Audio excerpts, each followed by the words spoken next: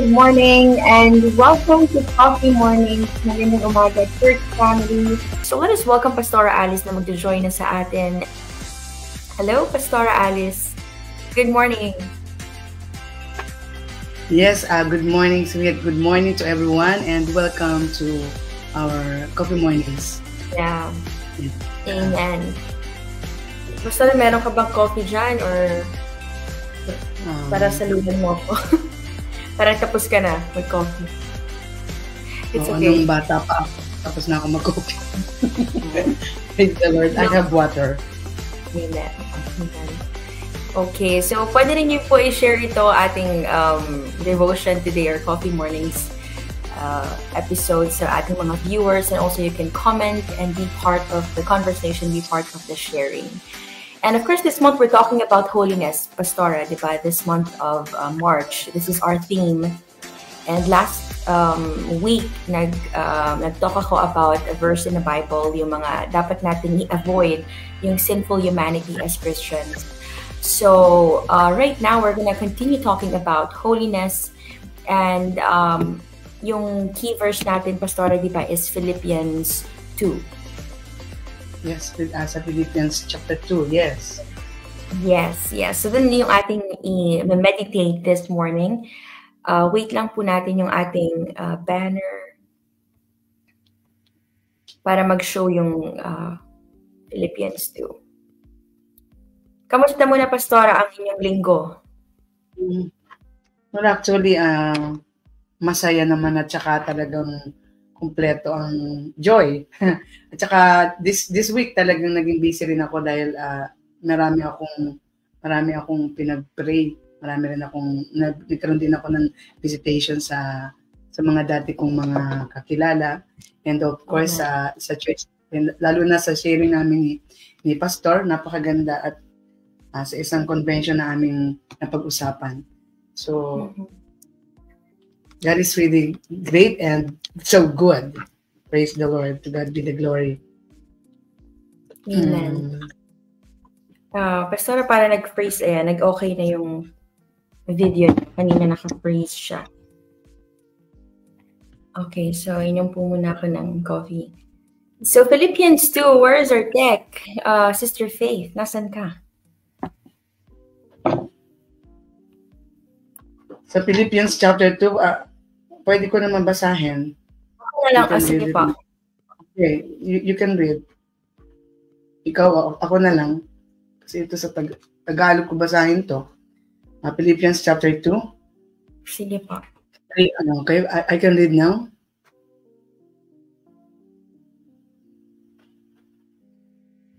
Philippians chapter 2, kaya nga yamang mayroong kasiglahan. Ang buhay kay Kristo, mayroong kaaliwan, pag-ibig, mayroong pakikiisa ng Espiritu Santo, at mayroong kagandahang loob at malasakit para sa isa't isa. In verse 2, lubusin ninyo ang aking kagalakan, magkaroon kayo ng isang kaisipan, mabuklod kayo sa isang pag-ibig, at magkaisa kayo sa puso at diwa. In verse 3, huwag kayong gumawa ng anuman dahil sa pansariling layunin o pagyayabang, sa halip bilang tanda ng pagpapakumbaba. Ituring ninyong higit ang iba kaysa sa inyong mga sarili. In verse 4, pag malasakitan ninyo ang kapakanan ng iba at hindi lamang ang sa iyong sarili. Verse 5, naway magkaroon kayo ng kaisipan na tulad ng kay Kristo Jesus. 6, kahit taglay niya ang kalikasan ng Diyos, hindi niya ipinagpilitang manatiling kapantay ng Diyos. 7, sa halip, kusa niyang binitiwan ang pagiging kapantay ng Diyos at namuhay na isang alipin. And ipinanganak siya bilang tao at nang siya'y maging tao, nagpakumbaba siya at naging masunurin hanggang kamatayan, maging ito man ay kamatayan sa krus. 9, dahil dito siya'y lubusang itinaas ng Diyos at binigyan ng pangalang higit sa lahat na pangalan. Verse 10, sa gayon, sa pangalan ni Jesus ay luluhod at magpupuri ang lahat ng nasa langit, nasa lupa at nasa ilalim ng lupa. Verse 11, ang lahat ay magpapahayag na si Jesu Kristo ay Panginoon, sa ikaluluwalhati ng Diyos.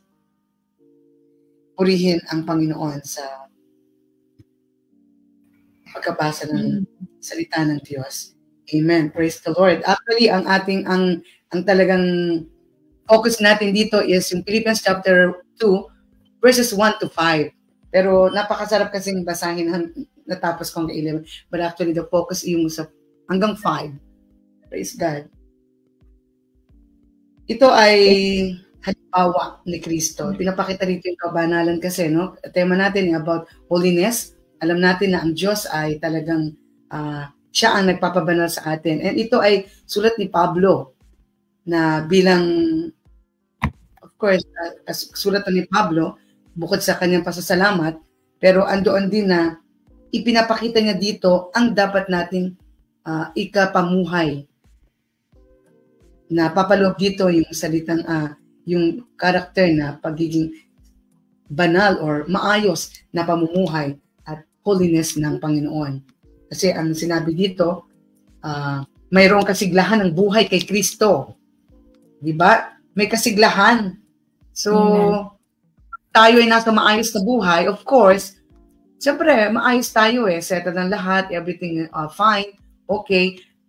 So, masabi natin, napakasigla ng buhay natin. Yan sasabi ng sulat ni Pablo dito sa Corinto. Amen. Sa Philippians chapter 2. Yes, Pastor. And sa binasa niyo po, talagang gusto ko rin yung verse na i-highlight yung sa verse 3 to 5. Kasi, di pa napanood niyo po last time, yung Coffee Mornings, we talked about yung mga sinful humanity na yung slandering, yung mga gossip. And now, parang it's focusing sa ating sarili na i-imitate natin si Christ. Yung mind ni Christ, yung humility ni Jesus. And yung sa binasa niyo po yung verse 3, sabi doon, do nothing out of selfish ambition or vain conceit, and not looking to your own interest, each of you, but each of you to the interest of the other. So talagang, hindi natin iisipin yung sarili nating like credentials or sarili nating kapakanan ba, yung hindi tayo dapat maging selfish. And it comes with humility, with holiness also. Kasi how can you put effort to be holy? Di ba na topic niya last time na we have to make every effort to be holy. Pero how can you do that if you are not humble, if hindi mo ini-imitate si Christ? So we cannot do that without God. And we cannot really be holy unless yung talagang presensya ng Diyos, si Christ ay nasa sa atin. That's it. We cannot be holy. Kaya kailangan yung holiness ni Christ, di ba, yung nasa sa atin. Di ba, Pastora? Yes. Actually, yung attitude na sinasabi natin at napag-aralan at napakinggan natin last week, yung attitude ng talagang natural ng tao sometimes na ito ay na-express ng bawat isa. No excuse doon. But ito ang kasulatan sa atin dito na pinahayag na being a Christian, dapat tayo ay magkaroon tayo ng isang pagkakaisa, being one accord of one mind. At yung pag-iisip natin ay tungkol, of course, sa Panginoon. We have being one accord of in one mind. Yung bang magkakaisa talaga. At pasok doon yung concern natin sa bawat isa, not only to ourselves. Pero hindi naman sinabi na mag-concern tayo sa iba, pero wag na at pabayaan natin ating sarili. Of course, sinasabi lang dito ni Paul na talagang hindi ang ating sarili ang kapakanan. Magkaroon tayo ng concern para sa ibang kapakanan. Kasi yun kasi ang isang napakagandang pinakita ng Panginoong Hesus. Bilang sabihin natin, hindi nga niya ginawang kapantay niya ang Diyos Ama. Talagang naging servant siya, talagang ginawa niya ang mission niya at hindi siya nagkaroon ng concern sa sarili niya. Bagkus isinir niya ang kabutihan sa iba. Talagang ang full concern niya ay ang sa iba. Amen. Kasi di ba, Pastora, yung sinabi, yes po, I totally really agree doon sa sinabi yun na talagang yung hindi sa isipin ng sarili natin, but yung do nothing out of selfish ambition. Kasi di ba sa mundo ngayon, ang dami nating ambition and sometimes we're really becoming selfish. Baka hindi sometimes, lagi na sa lahat ng ginagawa natin, we don't think of others, kung paano paano rin sila. And that's not humble at all.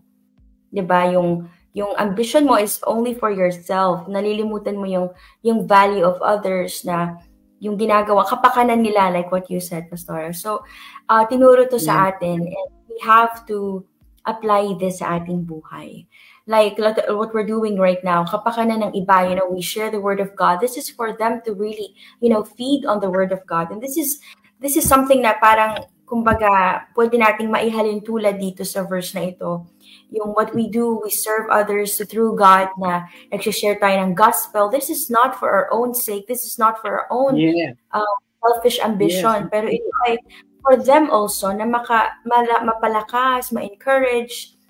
Ito yung sinasabi ni Paul na we have to, kahit sometimes yung pride natin, yung ego natin is ano tawag dito, natatapakan or nadadali, but it's not about our selfish ambition, but this like what Paul did.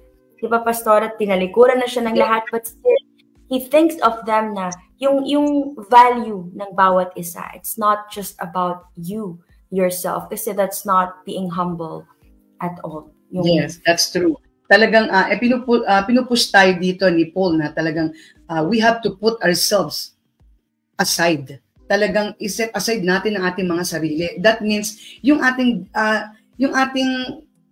wants natin, yung ating mga hilig, yung ating mga gusto bilang isang natural na tao. Yung iset aside natin lahat yon. Bagkus mag-go to head tayo at saan? Doon sa kapakanan ng iba. Yung concern. Ito yung talagang isinulat niya dito Ang katuruan na pinapahayag dito ni Paul para sa lahat ay yung magkaroon tayo ng pagka-concern sa ating kapwa. Yung pagmamalasakit and set aside about yourself or sa ating sarili. Wag iyon ang ating i-focus. Yung tayo. No? Pag ako nasaktan, what if ako nasaktan? What if kung ganito? What if ganan? What if? Kasi concern doon ay sarili. And that's, yun ang sasabi dito ni Paul, na huwag ating sarili. Hindi ko rin sabi. Value others. Value others above yourself. Above yourselves. Yes. Parang yun, Pastor, di ba? Paano natin yun? Sabi, in humility, value others above yourselves. Yes, kasi kapag may humility tayo, talagang dinidecrease natin yung sa atin Set aside na automatic yun Ang sasabing humility, wala yung about yourselves. Yung sinasabi, it's all about others. Yung bago ikaw, iba muna. Kumbaga sa parent, bago kumain ng parent, talagang pakainin mo na yung anak. Kumbaga, yun yung pagko-concern. And of course, yung maiwasan yung mga mali na gawain ng mga tao ay yung bang magkakaisa tayo through the love, yung by means of love, not for anything, hindi sa kapahamakan. Andun yung talagang malasakit alang-alang kay Kristo, malasakit para sa Panginoon, and that's the work of course, being holiness, yung tayo ay naglilingkod or tayo ay sa poder ng Diyos, tayo ay tumanggap kay Kristo Jesus, pinamumuhay natin. So we have to be tapped in to this verse or passage. Amen. And Pastor, like Jesus Christ, di ba? Yeah. Yung value niya yung tayo, yung mga tao ba, inisip niya, to be saved and na magkaroon ng forgiveness, di ba? Na talagang yun yung talagang humility na talagang value others above yourselves, na dapat nga ma-imitate natin yun, gawin natin yun as Christ believers and also as followers of Christ. And yung sa verse 5, okay.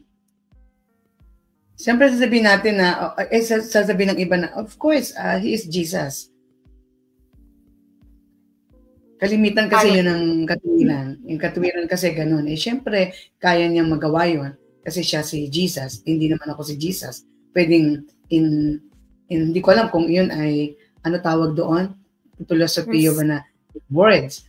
Pero, pwede ding maging mapaisip ng isang tao na, iba naman kasi siya si Jesus. Ako natural man or human being na ganito, nagkakasala.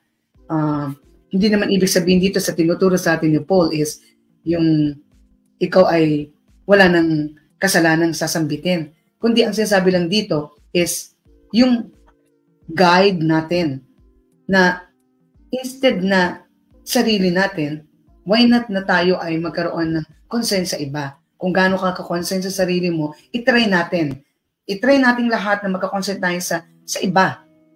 Kasi na-try na natin na magka-concern sa sarili. Sa ating pangarap, sa ating career, sa ating work, sa ating pamilya, sa ating kailangan, sa ating buhay, sa atin. Sarili yun sarili. Everything. Pero ito yung iba. Okay, that means, nandoon talaga yung pagsaserve natin sa Lord. Yung concern na, sabi na, ano bang klaseng concern ito? Sa palagay mo, ano bang klaseng concern ang tinutukoy dito ni Paul na i-set aside mo sarili mo, i-set aside natin ang ating mga sarili. Ano yung kung i-set aside, saan po focus yung tao? Saan po focus tayo? Ang focus nito is, yes. So like in a ministry, kapag yung ambitions mo is toward yourself, hindi naman mag-manifest doon si God. Kasi hindi tinuturo sa atin yun na magiging proud ka sa sarili mo if you think about yourself. And if you think yung mga works mo, yung hindi siya parang mababaliwala rin siya. But if you have true intentions na talagang nilalove mo din yung kapwa mo just because God is a loving God. So, parang for me like that. And di ba pastor yung sinabi niya na hindi tayo ang Diyos? Of course, yes. Di naman sinabing be God. It's sinabi din is to imitate. Gawin mo. Kopyahin mo. But it doesn't mean na, di ba yung pag sinabing be holy because God is holy, hindi naman sinabing you are holy. Ang sinabi dun, try to be. At least sa buong buhay mo na nabubuhay ka, nagtatry ka lang. Di ba? Mas maganda yun kasi hindi naman sinabing yung ikaw na, di ba? Ang sabi din is imitate. Gayahin mo, gawin mo. And kaya nga ang napakaganda na sinabi dito ay guide natin ito. Biglang isang tactic or strategy ba na tayo habang nabubuhay tayo dito sa mundo. Nabubuhay tayo, naglilingkod. Ang pinapakita ko rin, ang gusto ko rin maintindihan ng bawat isa ay sinasabi dito na magkaroon tayo ng concern sa iba. Yung ano focus doon. Kung hindi sa sarili ko, ano yung para sa iba. Actually, itong para sa ibang sinasabi dito, ay yung gawain ng Panginoon. That's true. Saan mo i-share yung concern? Of course, papasok tayo sa gawain ng Diyos. Ano yung gawain ng Diyos? Doon kasi pag pumasok ka sa gawain ng Diyos, doon kasi ang kabanalan. Kabanalan ng gawain ng Diyos. Lahat ng gawain para sa Panginoon, banal. Ngayon, sa kabanalan yon, pumapasok doon yung mga tao. Yung ano nating concern. Yung maka-share tayo, maka-spread tayo ng Word of God, hindi makabingwit or what, ano tawag dito. Magkaroon tayo ng possibility na maganda kang huwaran. Wow, ang sarap maging Christian, ang sarap makasama sila, ang sarap na mag-join, yung ganon. Yung concern, yung limit, yung control, not limit, kundi kontrolado ng Espiritu ang ginagawa natin. Kasi sa gawain ng Panginoon, hindi sarili natin na magkocontrol. Hayaan natin na ang Espiritu ng Diyos ang siyang magkontrol sa iyo, sa akin, sa ating lahat. Kasi gawain ng Diyos is banal. Now, yung concern natin sa iba, papasok yon hindi dahil sa pagkatao natin, kundi dahil doon tayo sa gawain ng Panginoon. Yun kasi yung focus dito. Yung sulat dito ni Pablo ay talagang ang concern na tinutukoy, ipapasok mo doon sa gawain ng Diyos. Ito yon. At yung mga tao na hindi pa nakakakilala kay Kristo, pwede natin silang anyayahan or bahagian. At hindi lang for spiritual, kundi hindi naman kasi agad ang mga tao agad-agad na makakaunawa ay spiritual. Of course, in literal, talagang mas makikitaan nila ng bless or ang sarap pumunta doon. Kasi yung nakikita sa atin na natural na buhay natin, yung pinamumuhay mo, And yung kabaitan, kabutihang loob yung nasa puso natin. Hindi yung outward, kundi yung ating kalooban. Yes, sinabi mo, sweet, na hindi tayo banal. That's true. Pero hindi yun magiging excuse para magkaroon tayo na naman ng pwede tayong gumawa ng pagkakamali. Nakagawa tayo ng pagkakamali, it's not because gusto natin. Nangyayari yon nang hindi natin minsan gusto, hindi natin sinasadya. Pero nagpo-fall tayo doon. Kaya nga ang sulat dito, iwasan, sabi dito, di ba, dapat ay magkaisa tayo sa pagmamahalan, pag-ibig. Kasi yun talaga ang susi para mapaloob tayo sa kabanalan ng Diyos. Ang Diyos kasi nagkaroon ng connection sa atin through His love. Kinreate niya tayo at talagang pagka-create sa atin ng Diyos, talagang andun na ang pag-ibig at natural ang pag-ibig ng Diyos. Kaya wala itong katapusan. Hindi ito nababawasan. Ibig sabihin, hindi lang sa walang katapusan. Hindi ito pwedeng mabawasan. Minsan nga, may nagtanong sa akin, sabi, hindi ko alam kung natanong o nakapag-counsel ako. Natatandaan ko yun. Siyempre, nakakatakot kasi, like for example, na tayo, yung mga family na iba-iba ang place na nasaan. Like me, like us. Ito tayo sa ibang bansa, ang ating mga mahal sa buhay ay nasa ibang bansa din. So, paano natin mahirap control o mahirap nating ipagkatiwala sa ating mga kapwa rin tao or ating kamag-anak ang mahal natin sa buhay. But actually, yung ating Diyos ay nakamasid sa ating lahat na sa kanyang kabanalan. Andoon ang kabutihan ng Panginoon na hindi ang location ang magpapatuwid or magbibigay sa atin ng yung ibababa yung kabanalan ng Diyos. Not according sa location or what, yung andun ka, kahit nasaan kang lugar. At yung protection, hindi pwedeng mabawasan. Hindi mababawasan ang pag-ibig ng Diyos sa atin. Amen. Kahit tayo ay nagkamali, tayo nagkasala, hindi yun nabawasan. Kaya huwag tayong mag-isip na baka hindi na ako paborito. Walang paborito ang Diyos. Baka hindi na ako malakas sa God. No, yan ay bulong ni Satan. Hindi nabawasan ang pag-ibig ng Diyos sa atin. Kahit nagkasala ka, kahit malaswa pa kasalanan mo, kahit yung napakaitim ang kasalanan natin, hindi nababawasan ang pag-ibig ng Diyos. Sapagkat natural yun eh. Kaya nga talagang banal siya eh. Banal ang Diyos. Walang katulad, walang kapares. Yun yung pag-ibig ng Diyos sa atin. And dahil doon, hindi naman pwedeng yun ang maging hawakan natin na ang sarap gumawa ng kasalanan. Hindi ko naman sinasabi na ang sarap, okay naman pala eh. Kahit pala magkasala at gumawa ako at magpatuloy.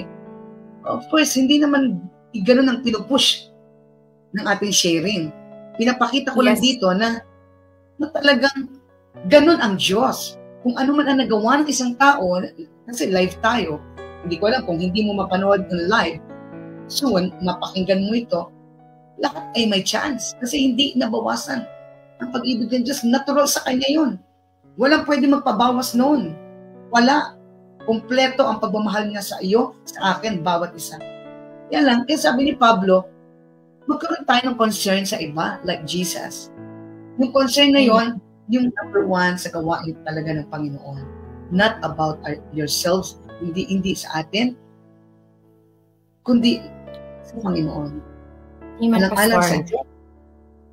Yes. Yeah. And of course, Pastor, di ba, this passage is about humility. And talagang sinabi dito na si Jesus is the perfect example of humility. So it's not just only looking to your own interest, hindi masama yun, but we have to also look for others' interest din. Kasi yun ganun si Christ, hindi lang sa sarili. So, talagang ini-encourage tayo to have humility. This passage is for, to have humility na talagang ang example dito is si Jesus Christ.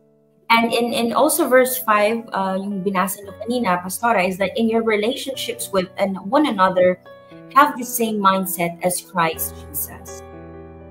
Yung mindset na super uso ngayon sa mundong ito, na lahat is positive mindset. Go for this mindset.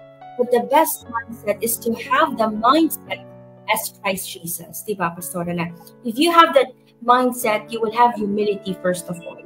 yun ang super na mahalaga sa atin. Because if you have humility, you will be obedient. Talagang isasubmit mo yung sarili mo kay God kasi you have humility. Hindi ka pwedeng mag-surrender kung meron ka pa ring pride or kayabangan sa sarili mo. It's so hard to give in or to give up everything to Christ. But if you have the mindset as Christ Jesus, especially sa relationship sa bawat isa, Pastora, paano ba natin masasabi na ang relationship natin sa bawat isa ay mindset nakafocus kay Christ? Of course, yung nakikita yun sa gawa. Yung ano nasa isip natin, kita yun sa gawa. Kahit sarili natin, pwede nating ma-search na ano nga ba ginagawa ko? Anong ginagawa mo? Makikita mo yon. And what else? Ano yung nasasabi mo? Ano yung nababahagi mo? Sa relationship, Pastora, with one another. Again? Relationship sa ating... Yeah. Paano natin masasabi na you have a mindset as Christ Jesus in terms of relationship sa bawat isa, sa ating mga kapwa or kapatid or of course, sa paligid. Through sharing, through help, yung in times of need sa other, yung alam mo na, halimbawa, nangungulila, tapos papangungulilain mo, lalo mo kukulilain, yung para bang ganon, yung hindi mo makikita doon ng humility. Yung alam mo na, nakakaawa. Yun, number one yun, nakakaawa na. Tapos dukdukin mo pa nakakaawa. Yung parang, yun, makikita mo doon na, ano ka, wala kang concern. Ngayon, in a relationship, na walang, yun na nasa utak mo, na pagkatao mo, na ganun ka na talaga. Example, ganito. Halimbawa, ang isang bagay ay, isang tao ay nakatanggap ng tulong. Nakatanggap siya ng tulong. At ang tulong na yun ay mula sa nakakaawa. Nakakaawa din yung tumulong sa kanya. Diba? Siyempre parang isip mo, down and down eh. Yung isip mo, wala na parang hihigit na nakatanggap ng tulong sa taong nakakaawa. Nagets mo yun? Kasi yung relationship ng, halimbawa, relationship natin sa bawat isa, yes. Pino-focus kasi dito ni Paul ay yung concern. Mm-hmm. Ngayon, yung concern na yon, alam mo yung kapwa mo, yung hindi ang sarili mo, yung parang bahala na, isalba ko sarili ko, bahala siya. Walang concern doon. Walang ka-concern ang tao pagka ganon. Hindi naman kinakailangan ibigay mo buhay mo sa kanya. Tapos na, wala rin halaga yon. Si Jesus na ang talaga nagbigay ng buhay. Ang sinasabi dito ay not yung sa buhay mo, kundi concern. Alam mo concern? Bahagi. Bahagi lang ng buhay mo. Yung pagmamalasakit.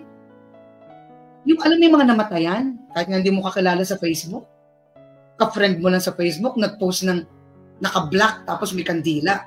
Tapos babanatan ng condolences, ganyan na. Di ba makikiganong ka na rin? Kumbaga, nakiramay. Yung andoon yung concern. Concern yun, ibig sabihin, pakikiisa. Yung pakikiramay o pakikidama. Yung dama mo sa kapwa mo. Kasi yung word napakinamay. Yes. Yun ang concern na sinasabi. Amen daw. Yes, amen na amen po. And talagang naha-highlight natin yung Christ mindset talaga is, to be concerned of others na talagang amen, na i-encourage tayong lahat. Paano naman, meron ka din sariling problem ba? Like, for example, gusto mo maging concerned pero meron ka din sariling battle. So paano yun? Kasi di ba sabi parang you have to choose your battle. So ayaw mong mag-share ng interest or ng concern kasi you have your own problems. Paano natin maipapasok dito yung sinasabi yung concern of others? Kung meron ka ikaw mismo, nalulunod ka na sa problema, let's say. Paano mo ipapasok ang concern? Yeah, paano kung magkaka-concern sa iba kung ikaw mismo sarili mo is, yung excuse mo is, ako din meron sarili. So, paano po yun? Kaya pa rin ba natin maging concern sa iba if tayo mismo ay nakakaranas na? Yes. Kaya. Natatandaan nyo ba yung kay Propeta Elijah? Si Propeta Elijah nagpunta saan? Sa balo. Na mag-ina. Ano concern ni Prophet Elijah? Gutom ako. Ano sabi ng balo? Aba, kung gutom ka, kami mag-ina, mamayang gabi, last meal na to, mamamatay na kami. So, the same scenario yon. May kailangan ka, may problema ka, ang lumapit sa'yo, may problema din. Gutom si Prophet Elijah, gutom din yung nilapitan niya. Pero ano sabi niya? Give. Kainan mo ako. Kasi bakit? Ano ginawa ng Diyos doon sa wala? Ano sabi niya? What do you have in your house? Ano meron ka sa bahay mo? Ibigay mo at nagginawa. And then what happened?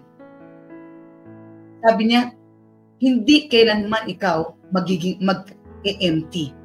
Kailan hindi na siya nag-empty that time. So, posible. Yung sasabihin natin na, pwede ba ako magka-concern? Ako nga, hindi nga ako makaahon sa problema. Yung sasabi na, not ourselves, kundi hindi sarili natin, yung concern sa iba. Kaya nabago yung balo doon eh. Una, ang concern niya, silang mag-ina eh. Kita natin doon na concern nila, yung mag-ina. Yung sabi niya na, wala na po kami pagkain. Ito na nga lang ang pagkain namin eh. Pagkatapos ito, mamamatay na kami. So, nakipakita ng balo na concern niya is sa sarili, hindi sa iba. Pero nabago yon, nabago yung concern niya doon. Nagkaroon siya ng puso sa iba doon sa propeta or sa tao yun. Amen. Kaya sa nagtanong, posible. Wala tayong pwedeng excuse na hindi ko kayang gawin. Hindi ko kaya. Puno ako ng problema, hands up ako, bahala na lang tayo. Yun yung sabing sarili mo, iniintindi mo. Pastor, what can we share sa ating kapwa? So, paano pa klase encouragement or prayer? How can we help? Talagang walang limitations po ba yon? Like, for example, the concern for others, yung nag-reserve ka pa na hanggang dito lang ang aking concern. Parang hindi naman siya ganun na dapat from your heart. Tama po ba yun? Meron kasing sasabi na pinapakita na from heart. Pero actually, nagsusweet talk lang siya. Pero to be famous. May mga ganun na strategy, sweet talking. Pero ang kanyang intention is yung to be proud. Yung kanyang, siya ang maitaas. Sarili pa rin yun. Pero makita mo siya, sweet talking. Yung andun yung concern. Pero hindi mo madadaya ang Espiritu ng Diyos. Now, yung sasabi mo na last na pwede nating iwan sa lahat.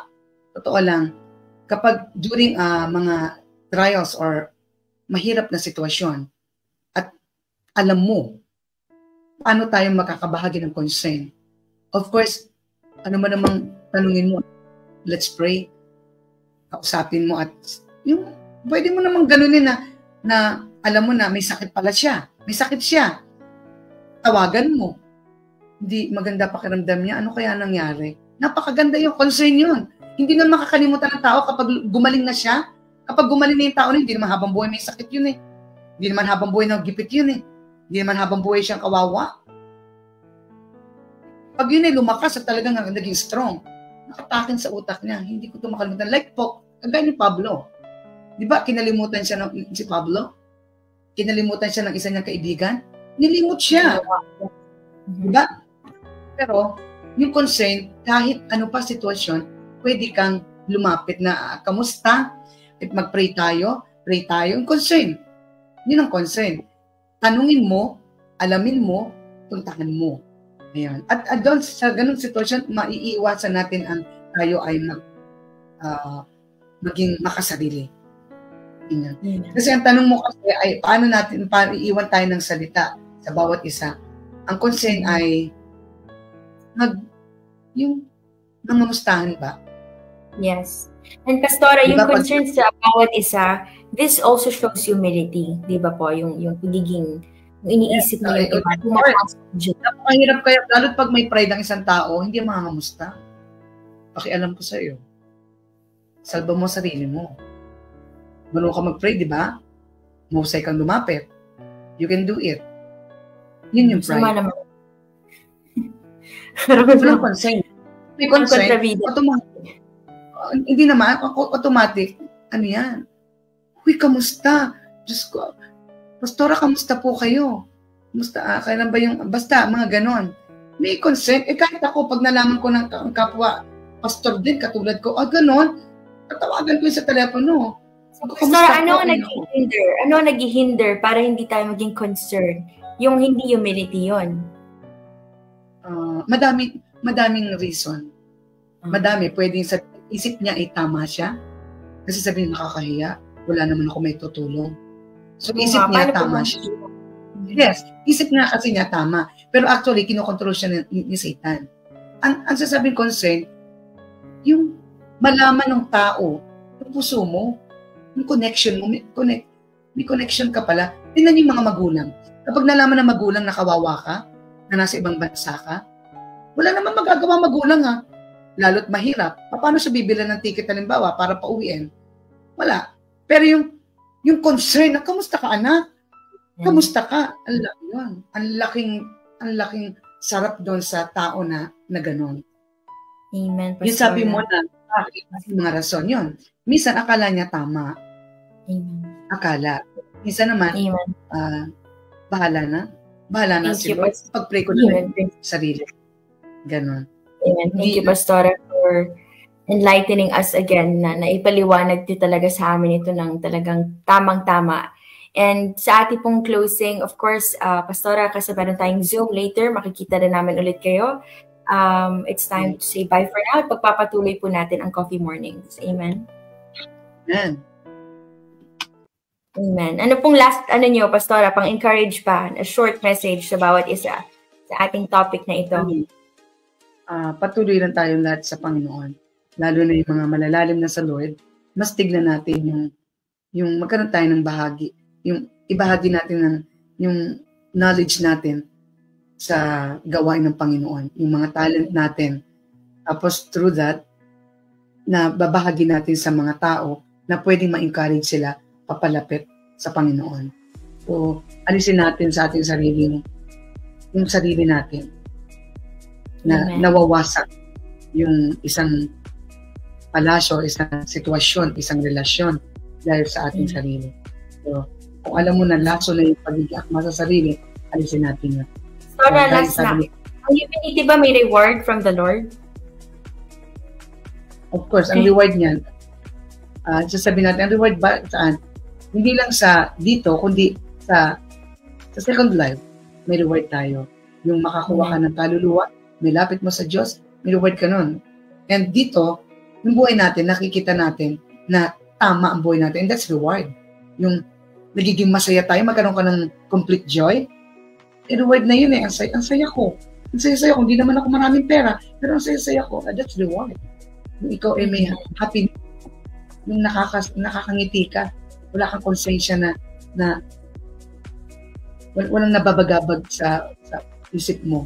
And that's reward. May peace. Thank you, Pastora. Amen. Thank you, Pastora, for sharing. And of course, makakasama ulit namin kayo next Friday for Coffee Mornings. And we'll have Zoom later. So see you po ulit. God bless everyone. Yes, amen. God bless you all.